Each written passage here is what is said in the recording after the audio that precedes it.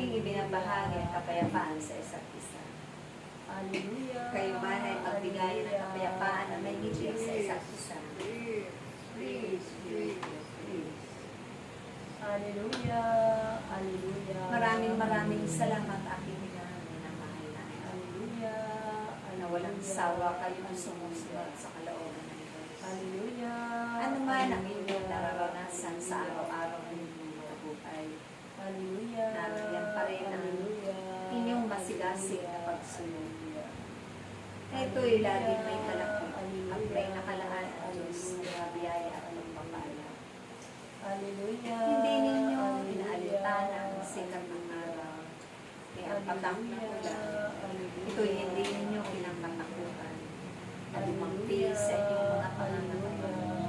Pagkos buong puso kayong may kagalakan, buong pag-ibig na sinusunod ninyo ang kalooban. Buong puso kayong nananalig at nagtitiwala at nananampalataya sa kanyang mga salita na makapangyarihan sa lahat. Dahil doon kayo nakakapuno ng mga magbibigay liwanag sa inyong katauhan, magbibigay inspirasyon at pupuno sa inyong mga makunaran sa araw-araw ninyong pakikinig at sa araw-araw ninyong pag-aaral at pagbabasa ng kanyang salita. Hindi ninyo pinanginawaan paglingkuran ng inyong kapwa ang may kagalakan, buong katapatan, higit ang Diyos. Nariyan ang inyong pagpapakumbaba sa tao, higit sa Diyos na tumawag at pumilit sa inyo. Dahil ito ang nararapat makita sa inyo bilang isang ehemplo tulad ng kanyang utungan na inyong Panginoon sa mahirap mang kung minsan sumunod. Subalit naririyan ang inyong pagsusunod upang lahat makalaya ang inyong kapwa at mga kapatid sa kahirapan, sa kasalanan. Kayo ang naging instrumento at daluyan ng kanilang pagbabago dahil sila ang mga tupa na nawawala at malaon na hinahanap ng Diyos. Na sila man ang inyong dadalhin sa kanyang naralapanan upang sila man ay manumbalik ang mga pinanghihinaan ng pananampalataya at pagtitiwala sa Diyos. Kaya't ipagpatuloy lamang ninyo na may pagkakaisa.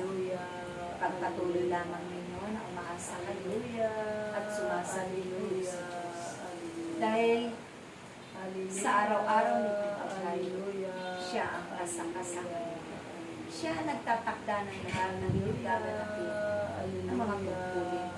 At maliban doon, kayo man ay patuloy na nagpupuli, umiinda, umaawit sa harapan. Dahil isa ito sa magiging susi ng inyong kaligtasan. Isa rin ito sa magiging daan upang marating ninyo ang buhay na walang isa rin ito sa pamamaraan ng Diyos upang lumawig ang inyong mga pamilya, makamit ninyo ang kalakasan at kasiglahan. Ganun din ang mga himala ng kagalingan sa inyong mga sakit at karamdaman. Kaya't aking mga anak, patuloy kayo na may pagkakaisa.